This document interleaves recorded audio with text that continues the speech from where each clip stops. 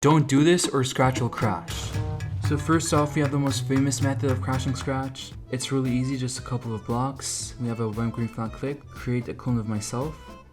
Then when I start as a clone, we're going to use all of the clone blocks, create a clone of myself, and delete this clone. So every clone is going to have its own clone, and since every clone is also deleted right after, it's going to be super laggy. Let's watch what happens. Now I can't even change the website anymore, like I can't zoom out or anything, and Scratch is just completely broken. And here's the page. So page unresponsive, you can wait for it to become responsive or exit the page. So let's just exit the page, and yeah, you can see Scratch just completely broke. So let's reload the project. Just delete these. Now there are two other similar methods, but they don't work as well. So the first method doesn't work as well, so we drag out a when green flag clicked and we broadcast message 1 in the forever loop, and then when I receive message 1, also forever broadcast message 1. And as you can see, it's not like Scratch crashes or anything, but it just gets slightly laggy. So if you have a bad laptop, this might crash your game.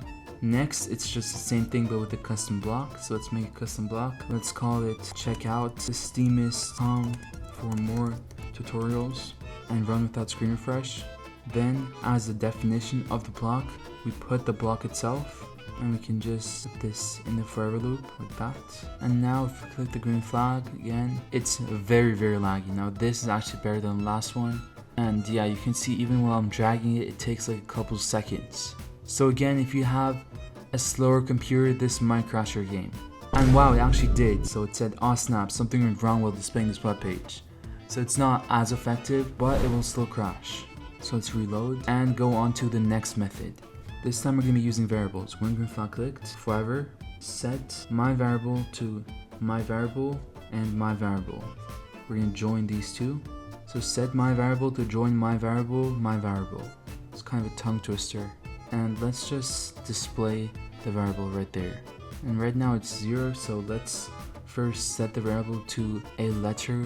So like let's say O. And now when you click the green flag, I couldn't even see the variable, it just crashed immediately. So this method is super effective, and you can even do it with a list too. So it's pretty much the same. We're gonna make a list, you can just add thing to the list, and then forever add the list to the list like this. So in this example, add hello to hello, and when we click the green flag, it lagged, I can't even do anything, and it just crashed. So the next method of crashing I'm going to show you right now isn't actually in the code editor, it's going to be in the paint editor. So let's check it out. So I'm going to download this large picture with a lot of different details, and now we're back in the editor, and let's upload the costume and see what happens. It's loading. Looks like there's nothing there. What happened? They're invisible. So let's try to save the project.